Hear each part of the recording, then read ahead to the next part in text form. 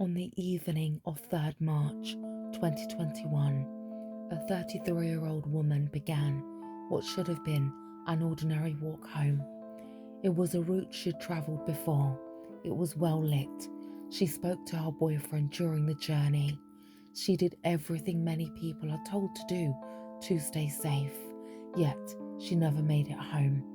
What followed was one of the most disturbing criminal investigations in modern British history, one that would shake public confidence, spark nationwide protests, and leave millions asking the same questions. If Sarah wasn't safe, who was? Before we begin, we'd like to say that this video is intended purely for education and awareness. We will be discussing the facts of this case respectfully, avoiding unnecessary graphic detail while remembering that a real person lost her life and that her family continue to live with that loss every day.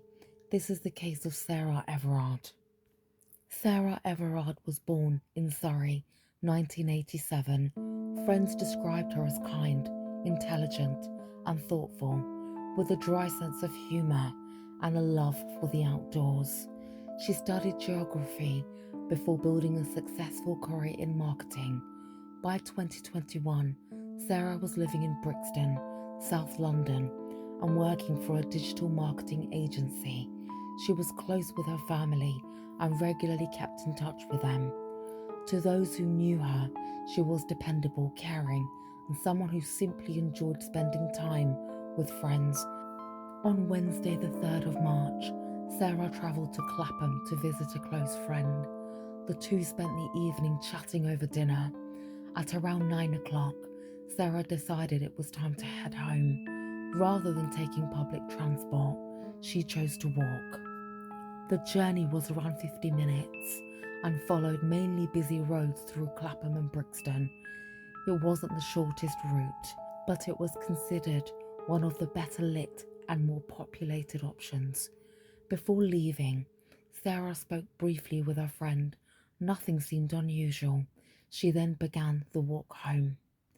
During her journey, Sarah spoke to her boyfriend on the phone for around 15 minutes. The conversation was completely ordinary. She sounded relaxed. She didn't mention being frightened. She didn't suggest anyone was following her. And after the call ended, everything appeared normal. But it would be the last known conversation she ever had. As Sarah continued walking through Clapham, several CCTV cameras captured her movements. She appeared calm. She was wearing a green rain jacket, blue jeans and trainers. Investigators would later spend countless hours reviewing CCTV footage from homes, businesses, and public roads to piece together her final known movements. One camera showed Sarah walking along Ponderers Road. Another captured her continuing along the route towards Brixton. At first glance, nothing appeared out of place, but hidden among thousands of hours of footage was one vehicle that detectives would later realise held the key to the entire investigation at the time, but nobody had known it yet. The following morning, Sarah failed to arrive for work. Messages went unanswered. Calls went straight to voicemail. Friends became increasingly concerned this wasn't like her. As hours passed, those closest to Sarah knew something was wrong. Later that day, she was officially reported missing to the police. Almost immediately, officers launched an extensive missing persons investigation. What began as a search for one woman quickly became the biggest investigations the Metropolitan Police have undertaken in years. Search teams examined parks, roads, and open spaces. Officers appealed for witnesses. CCTV from countless locations was collected. Every possible sighting was checked. Every minute of Sarah's journey became important. News of Sarah's disappearance spread rapidly. Volunteers joined organised searches across South London. Posters appeared across the city. Police asked motorists, homeowners, and businesses to check any CCTV or dashcam footage recorded on the evening of 3rd of March. Investigators knew that somewhere, someone had unknowingly captured the clue that they needed. As more evidence came in, detectives carefully began reconstructing Sarah's final journey minute by minute. Thousands of hours of CCTV were reviewed. Automatic number plate recognition cameras were checked. Mobile phone data was analysed. One particular vehicle kept appearing, a white Vauxhall Astra. At first glance, it was simply one car among many, but the more detectives examined the footage, the more suspicious they became. The registration was identified, its owner was traced. What officers discovered next would shock the entire country, because the man connected to that vehicle wasn't a known criminal. He was a serving Metropolitan Police officer. The vehicle was registered to a man named Wayne Couzens. At first, detectives approached the discovery with caution. Being linked to a vehicle in CCTV footage does not automatically indicate involvement in a crime, but as they began digging deeper, more concerning details started to emerge. Couzens had access to police systems. He had the authority to stop members of the public, and crucially, his shift patterns placed him in the area at the relevant time. Investigators now focused on reconstructing Couzens' movements on the night of 3rd March 2021. Using CCTV, ANPR data, and radio logs, they began forming a clearer picture. They discovered that a vehicle matching his car travelled through the same general area where Sarah was last seen. But what made the case more significant was not just the presence of the car, it was what happened next. A series of CCTV clips showed a man interacting with Sarah on the street. She appeared to be stopped. She was speaking with him near a parked vehicle, and after a short exchange, she got inside. This moment would become one of the most important pieces of evidence in the entire investigation. She had been last seen entering a vehicle, and that vehicle belonged to Wayne Couzens. When detectives identified Couzens, they moved quickly but carefully. Couzens claimed he had been at work. He insisted he had not been involved in anything suspicious, but investigators already had data that contradicted his account. His vehicle movements did not align with his statements, and further analysis of his phone and work records raised even more questions. Meanwhile, police carried out urgent searches across woodland areas and rural land where his vehicle had been tracked after the incident. Search teams worked tirelessly, combing remote areas for any sign of Sarah. The urgency of the search reflected a growing fear within the investigation team that time was critical. On 9th March 2021, 6 days after Sarah was last seen, Wayne Couzens was formally arrested. He was taken into custody on suspicion of kidnapping. At the time of the arrest, officers also searched his home and vehicle. What they found deepened the seriousness of the case. Forensic teams recovered items that suggested attempts to conceal or mislead investigators, and digital evidence that placed him under further scrutiny. Even while in custody, Couzens claimed to deny any serious wrongdoings. He maintained his innocence in relation to the most serious allegations, but investigators now had enough evidence to escalate the case far beyond a missing persons inquiry. It had become a murder investigation. Later in the search operation, police made the devastating discovery. Sarah Everard's body was found in a woodland in Kent. The location matched areas connected to Couzens' vehicle movements.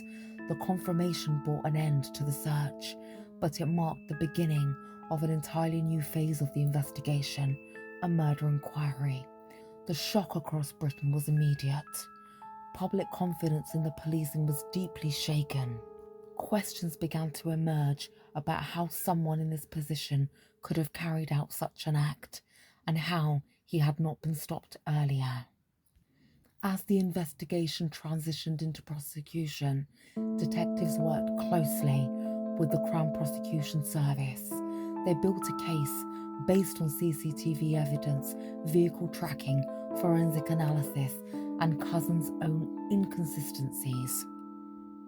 But the most important turning point came when Cousins changed his legal position. Instead of maintaining a full denial, he would later plead guilty.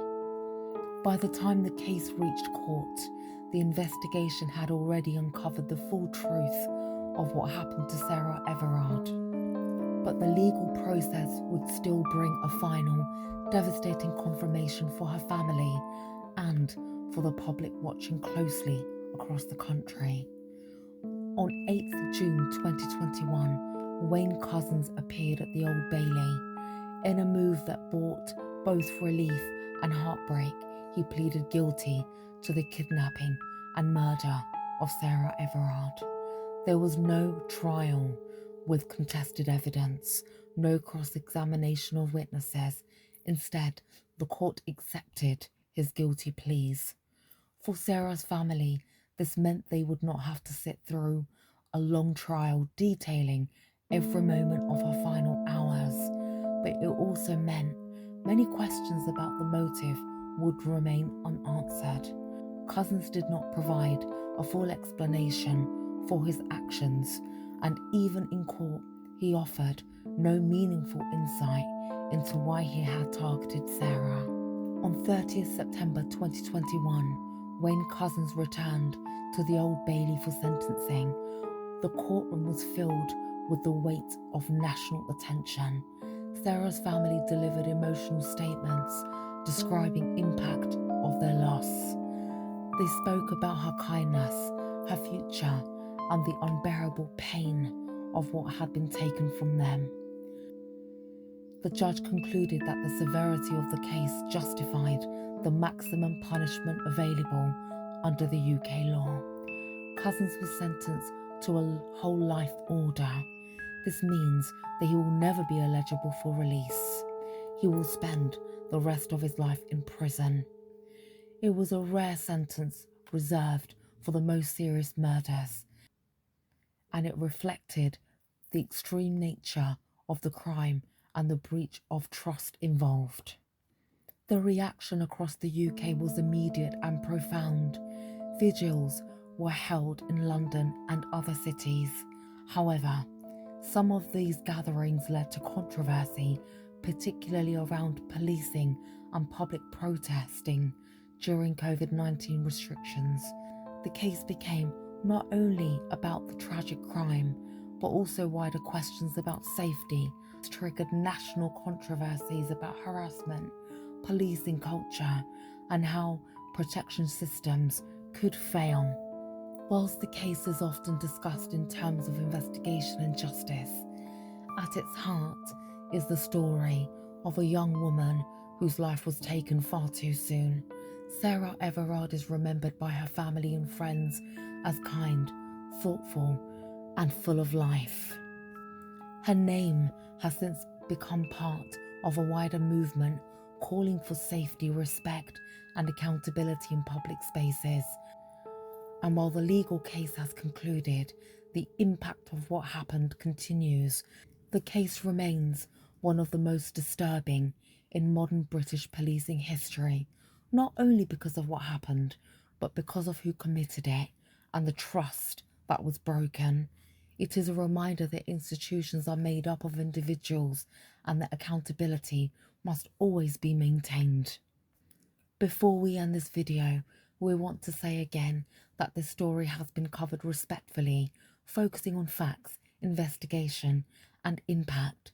Sarah Everard's story deserves to be remembered with dignity.